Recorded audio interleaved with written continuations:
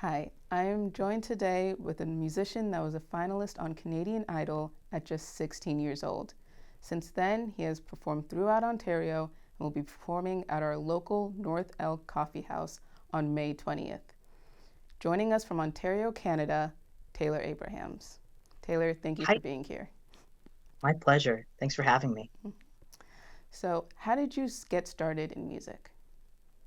Well, a lot of my early life was me being an actor. So I begged my parents for an acting agent when I was about 6 years old. It was after seeing a bunch of Jim Carrey movies and just thinking, I just want to be a goof for a living. Like, who wouldn't want to do that? And so that definitely led me down a path of being in the arts. Eventually, I was in this little biopic movie about the Osmonds when I was about 11. And so I got really into the Osmond songs doing that. Kind of, casually, we put out this little EP of me doing some Osmond songs, and that led to me starting to take music more seriously. There was this thing called SARS that happened, and it meant that the Toronto acting industry had to kind of close down for a bit. So I started to get really into music. I was listening to Elton John albums in the dark at night and just thinking, wow, like you can tell a whole movie, in 3 minutes. Maybe that's in some ways better than acting, and I can tell the whole thing and do everything about this. And so from there, I just started obsessively songwriting. I was writing musicals by, 14, 15, and went from there. Hey, and so after then you went on to Canadian Idol. Yeah, that's right. Yeah, that was, I think I was in like grade 10, grade 11. It was the youngest that you're allowed to be uh, a contestant at that point. And yeah, that was a little bit of a strange experience. It helped me see kind of how bloodthirsty and inauthentic the music industry can be sometimes. I don't think we have time to get into details, but going back, I was listening to a David Bowie album in the car coming back from Toronto, and I made it pretty far in it. But anyway, when I was coming back, I was listening to that and I was like, this is more my pace. I'm an oddball, and I always have been, and I want to celebrate and empower the oddballs in this world. You know, Yeah. they aren't Canadian Idol so much. Yeah, and that brings us to our second question of, for those unfamiliar with your music, how would you describe your music style? A quick way I like to explain it is I'm like Jim Carrey and Paul Simon and Michael Jackson kind of slammed together into some big plasticine monster, I guess. I don't know. Uh, and so, a lot of singer-songwriters have meant a lot to me, Paul Simon, uh, Randy Newman, but also, Queen and Elton John, a lot of stuff that's very theatrical. When I was working on my debut album with a guy named Eddie Kramer, who's a legendary engineer, he worked closely with Jimi Hendrix and Kiss and John Lennon, and actually Bowie on Fame, that song they did. But anyway, his first instinct was that I should make a musical about my life, and just use all these songs in a musical, and he's probably right. But anyway, so it's very musical theater. Jim Carrey, Paul Simon, Michael Jackson, but somehow me doing all that just with an acoustic guitar while I tour. Yeah, I did listen to your album and I did pick up on those musical inspirations. I'm like, this is a little bit like Michael Jackson. I did hear Yeah, that. Yeah. for sure. And are you working on any new projects at the moment?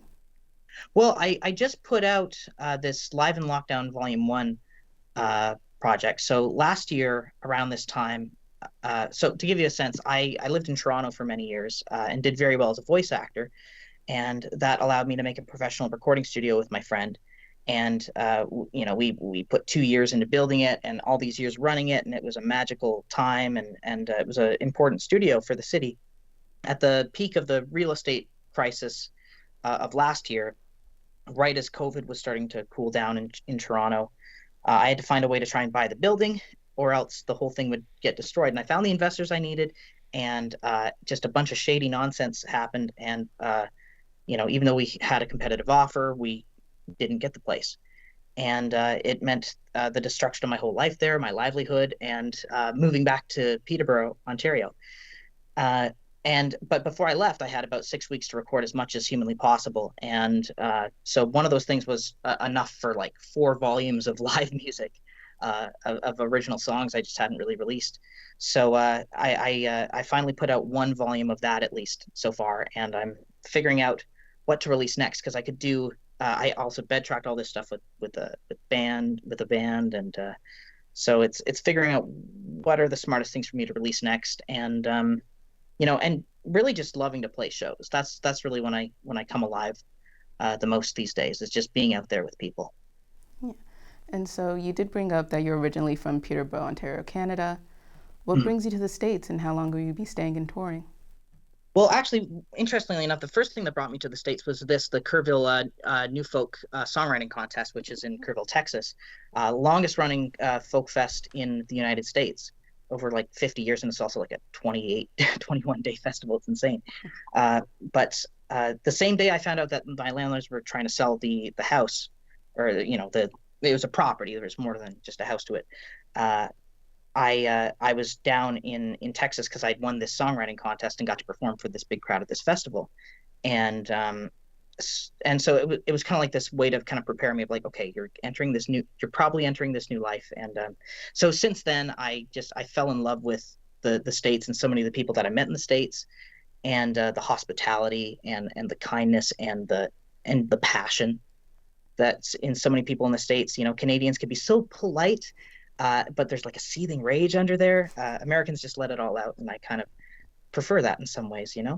But anyway, I'm totally going off track. To answer your question, I love playing the States, and that's kind of how it began. And I started to play more like folk festivals and things like that, and reaching out to venues, and it timed out in such a way that I can actually do 2 shows in Maryland, in around that area, on that same weekend. So I also am doing a house concert the next night, for a senator from Maryland, and I'm really looking forward to both shows. All right. And where can people find your music? Well, you can find it at taylorabrahams.ca. Just my website is a nice, clean way. The Live in Lockdown album is on Bandcamp right now. It'll be on streaming May 26th. But the best way to support an independent artist is definitely through a download, a purchase. So if you are able, and you're interested, then Bandcamp's a great place to go. I also have a Patreon where I'm going to be posting all kinds of rarities and things from over the years quite soon, and yeah, and I've also got that debut album I made with Eddie Kramer, the Jimi Hendrix engineer, on all streaming platforms. All right. Thank you so much, Taylor.